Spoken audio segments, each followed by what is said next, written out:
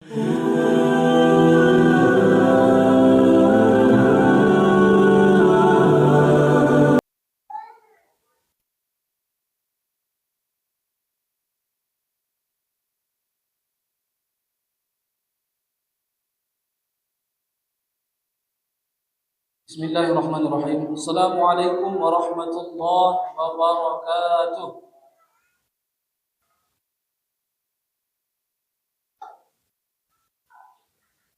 Alhamdulillahirabbil alamin.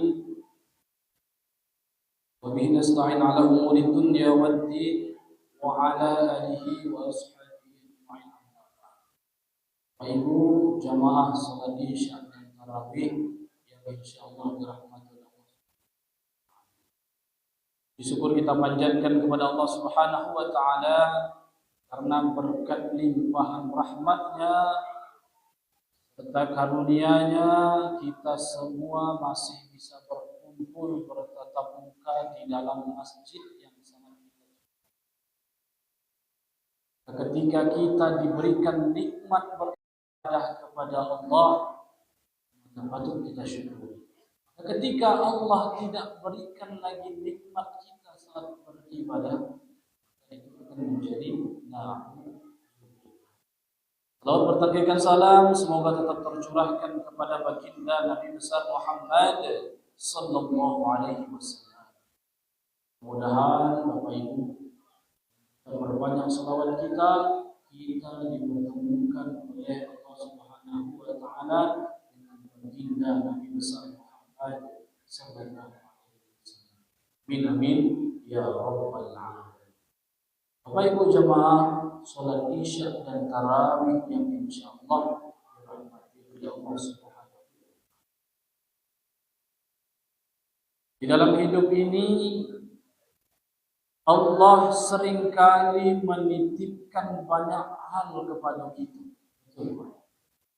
Kalau kita perhatikan banyak hal yang sering kita anggap sebagai milik kita. Padahal itu semua adalah titipan dari Allah Subhanahu wa taala dan tugas kita adalah menjaga amanah tersebut. Salah satunya adalah tubuh kita. Tubuh kita ini adalah titipan Allah Subhanahu wa taala. Allah berfirman di dalam Al-Qur'an surah At-Tahrim itu ayat 6, ya ayyuhalladzina amanu qu anfusakum wa ahlikum naran waquduhan nas wal hijarah 'alaiha malaikat ghilazun shidadun la ya'sunallah ma amarahum wa yaf'aluna ma ya'marun. Artinya, wahai orang-orang yang beriman, jagalah dirimu dan keluargamu dari api neraka yang bahan bakarnya adalah manusia dan batu. Jadi sekalian yang dirahmati Allah Subhanahu wa taala, Allah memberikan tubuh kepada kita sebagai amanah. Terkadang kita suka lupa, tubuh kita ini bukan milik kita sepenuhnya. Kalau sudah sakit kita nih Pak, langsung protes. Apa kita bisa sakit? Padahal itu yang kurang jagonya, makan sembarangan, tidur larut malam, jarang olahraga. Kan bukan cara menjaga amanah dengan baik. Saudaraku yang sangat saya cintai, ada satu pesan yang sering kita dengar, bahkan mungkin sering kita ucapkan. Jaga apa yang Allah titipkan kepada kita. Misalnya Allah titipkan tadi tubuh kita, wajib kita jaga dengan makanan yang sehat, tidur yang cukup.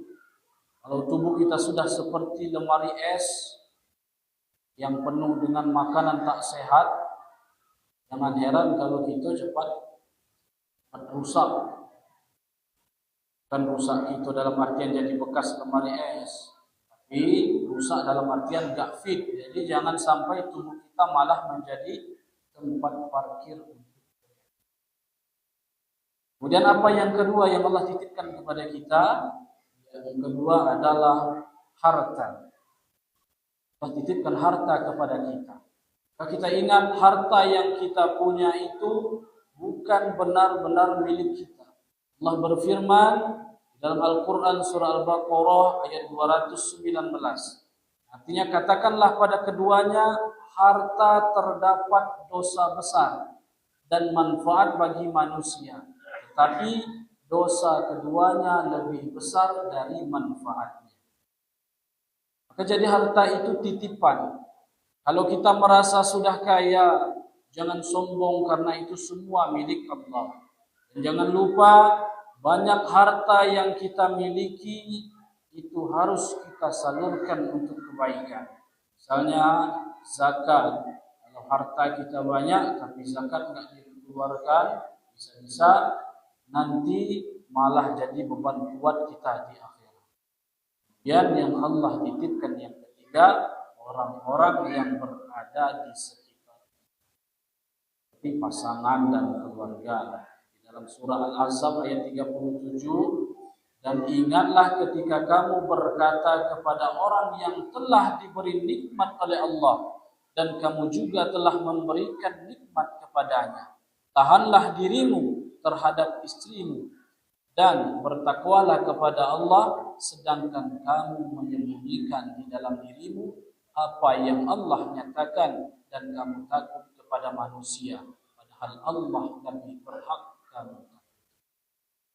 Ibu jamaah salat Isya dan tarawih, maka ayat ini mengajarkan kepada kita untuk menjaga hubungan terutama dengan pasangan dan keluarga, karena mereka adalah amanah dari Allah Subhanahu wa taala. Jangan kita anggap mereka hanya milik kita. Jika kita tidak menganggap kita akan menjaganya dengan baik, kita bisa kehilangan mereka karena mereka juga dititipkan Allah Subhanahu wa taala. Dan ada lagi yang sering kita abaikan adalah waktu. Dalam Al-Quran surah Al-Asr,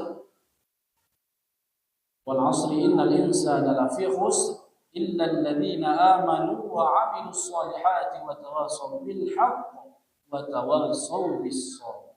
Di waktu sesungguhnya manusia benar-benar dalam kerugian kecuali orang-orang yang beriman dan mengerjakan amal saleh dan saling menasihati untuk kebenaran dan saling menasihati untuk kesabaran.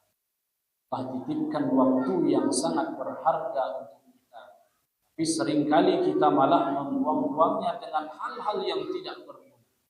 Contohnya, kita menghabiskan waktu dengan nonton acara yang tidak jelas atau scroll media sosial tanpa henti. Maka waktu itu bagaikan air yang berada di dalam ember, semakin lama semakin habis dan kita tak bisa menggunakannya. Waktu itu adalah salah satu titipan terbesar yang sering kita sia-siakan. Kalau kita nggak jaga, waktu kita habis begitu saja tanpa manfaat. Maka dari itu, gunakan waktu kita untuk kebaikan dan mendekatkan diri kepada Allah Subhanahu wa taala. Bapak Ibu jamaah sekalian, Allah Subhanahu wa taala. Apa ujian yang paling susah Bapak Ibu di dunia ini? Ujian yang paling susah itu kita diberi kesusahan atau diberi kenikmatan. Ujian yang paling susah di dunia ini, apakah kita diberi kesulitan oleh Allah ataukah kita diberi kenikmatan oleh Allah? Ujian yang paling sulit di dunia ini, kata Allah, bukanlah kesulitan yang kita hadapi, tapi kenikmatan yang kita hadapi. Kenapa begitu, Ustaz? Ketika kita ditimpa kesedihan, Pak Bu, yang jelasnya kesedihan itu nampak, betul. Ketika terjadi musibah, nampak mayatnya. Ketika kita puasa dari pagi sampai sore, apa yang kita rasakan, Pak? Lapar. Nampak kesulitan yang kita hadapi. Tapi ketika diberi kenikmatan oleh Allah Subhanahu wa taala, maka kita galak lalai. Apa lalai itu, Ustaz? Lupa.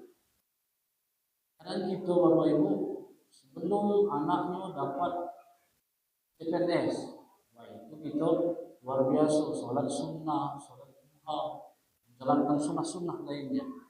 Ketika telah mendapatkan itu, akhirnya kita lalai Bapak Ibu. Yang sebelumnya jadi Pak RT, belum jadi Pak RT ramah, galak negur ke kita. Setelah jadi Pak RT, lewat di depan kita, tutupnya kacau. Ada di sini, di sebelah. Maka kenikmatan tadi yang diberikan oleh Allah, itulah ujian yang paling susah di dunia ini. Kalau kita lupa kalau diberikan kenikmatan tadi, maka untuk apa kita diberikan nikmat tadi, dan tujuan apa yang telah diberikan dan apa yang dipakai dari kenikmatan yang diberikan oleh Allah tadi. Bapak Ibu jemaah salat Isya dan tarawih yang dirahmati Allah Subhanahu wa taala. Untuk ini Bapak Ibu, titiplah apa yang dititipkan Allah kepada kita. Jangan kita ngurusi urusan orang lain. Sibuk ngurusi urusan orang, punya diri sendiri lupa diurus. Terakhir punya diri dewe diurus orang. Banyak gini kan Bapak Ibu. Nguruskan bini orang, bini dewe tidak diurus. Akhirnya bini dewe diurus orang. Makanya kata Allah, urus urusan kita. Kenapa kita hari ini kepo sama orang? Kenapa kita hari ini sibuk dengan urusan orang? Kata Syekh Jalaluddin Rumi, yang menyebabkan hari ini kita sibuk dengan urusan orang karena satu saja. Apa Ustaz? Kita tak tahu kunci kenikmatan dalam hidup. Apa kunci kenikmatan dalam hidup? Cuma satu. Jangan sibuk mengurusi urusan orang. Apa yang orang punya, tapi itu sibuk mengurus. Jadi titipan Allah itu yang kita urus kepadamu sampai selesai. Jadi Bapak Ibu sekalian, marilah kita bersama-sama menjaga amanah yang Allah titipkan kepada kita, tubuh kita, harta kita, keluarga kita, bahkan waktu kita. Semua adalah titipan Allah Subhanahu wa taala. Dan kita mengurusi urusan orang lain. Dan itu di manusia ini serba salah, Pak. Serba salah di mata manusia. Itu rajin sholat dikit dikecekak Pak Ustaz. Tumido sholat diceknya kafir. Kalau kita nengok pandangan manusia ini serba salah. Dan jagalah apa yang Allah titipkan kepada kita. Semoga kita bisa menjadi orang yang menjaga amanah Allah dengan penuh tanggung jawab. Karena jika kita menjaga yang Allah titipkan, insya Allah kita akan diberi yang lebih baik. Amin ya rabbal alamin. Ini yang dapat kami sampaikan. Wallahul muwaffiq ila aqwamit thoriq. Assalamualaikum.